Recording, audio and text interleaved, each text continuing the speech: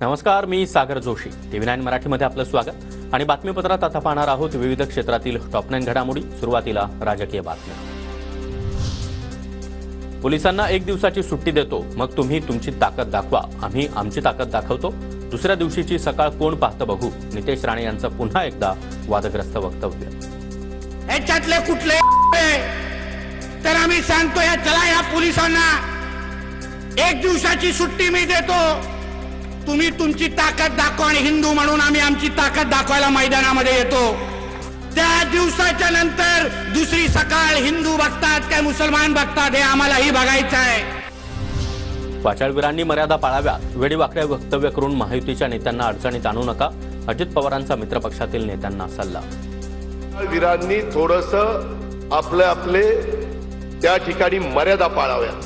वेडेवाकडे विधान करून मुख्यमंत्र्यांना, महायुतीच्या सरकारला, घटक पक्षांना अडचणीत आणू नये. भाजप नेत्यांनी बेताल वक्तव्य करणं योग्य नाही. अजित पवारांसह महायुतीमधील घटक पक्षांनी भाजपच्या केंद्रीय आणि राज्याच्या नेतृत्वाकडे नाराजी व्यक्त केली. धनंजय मुंडे यांची माहिती. आमच्या गणपती विसर्जन मिरवणुकीवर दगडफेक करण्यात आली, त्यावर ते का बोलत नाहीत. नितेश राणे यांचा अजित पवार गटाला सवाल. अजित पवारांनी कुणाकडे तक्रार केली माहिती नाही, पण नितेश राणे हिंदुत्वाचं काम करत आहेत. त्यांच्या बोलण्याचा कधी कधी वेगळा अर्थ निघतो. नारायण राणे स्वतः त्यांच्याशी बोलले. देवेंद्र फडणवीसांची माहिती. अजितदादांनी कोणाकडे तक्रार केली आहे मलाही माहिती नाही, किंवा अशी तक्रार झाली आहे की हेही मला माहीत नाही. पण नितेश राणे हे हिंदुत्वाकरता काम करतात, ते हिंदुत्ववादी आहेत. हे विषय मांडताना कधी कधी ते जे काही बोलतात त्याचे वेगळे. मायमाऊलींना सुरक्षित करण्याचं आमचं काम, आम्ही त्यांना सुरक्षित ठेवणार. अजित पवार यांची ग्वाही. 1500 रुपयांपेक्षा बहिणींची अब्रू वाचवणं गरजेचं असल्याच्या शरद पवारांच्या टीकेला अजित पवार यांचं प्रत्युत्तर. तरी माझी मायमाऊली सुरक्षित पण राहिली पाहिजे आणि ती सबल आणि सक्षम पण राहिली पाहिजे.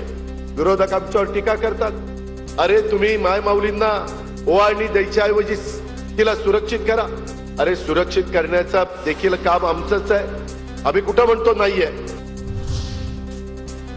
25 सप्टेंबरला आमची मुख्यमंत्र्यांसोबत बैठक. 18 मागण्यांवर उत्तर आलं नाही तर तिसरी आघाडी म्हणून निवडणूक लढवणार. 25 तारखेपर्यंत वाट बघणार. बच्चू कडूंचा इशारा.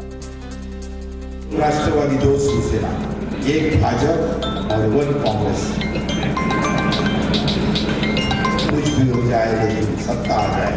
फुकट फाकटची सत्ता तुम्हाला भेटणार नाही. बच्चू कडूंनी महाविकास आघाडीसोबत यावं, आम्ही त्यांचं स्वागत करू. जयंत पाटलांचं बच्चू कडू यांना आवाहन. बच्चू कडूंची आम्हाला अडचण नाही. जयंत पाटलांचं वक्तव्य. कडू असोत किंवा कुणी असोत, त्यांनी महाविकास आघाडीत यावं असंच आमची त्यांना सूचना राहील. बच्चू कडू हे आमच्याबरोबर येत असतील तर आम्ही त्यांचं स्वागतच करू. महाराष्ट्राचा 7-12 महाविकास आघाडीच्या नावावर नाही, भाजपशी त्यांचा संबंध नाही, हे जयंत पाटील सांगणार का. राजू शेट्टी यांचा सवाल. तर आपण भाजपमध्ये जाणार नाही हे जयंत पाटलांनी लिहून द्यावं. बच्चू कडूंचं आव्हान. 7-12 काय महाविकास आघाडीला लिहून दिलेला नाही आहे आणि महायुतीलाही दिलेला नाही आहे. जयंत पाटील गॅरंटीनं सांगतात का आम्ही भाजपशी माझे संबंध आहेत म्हणून.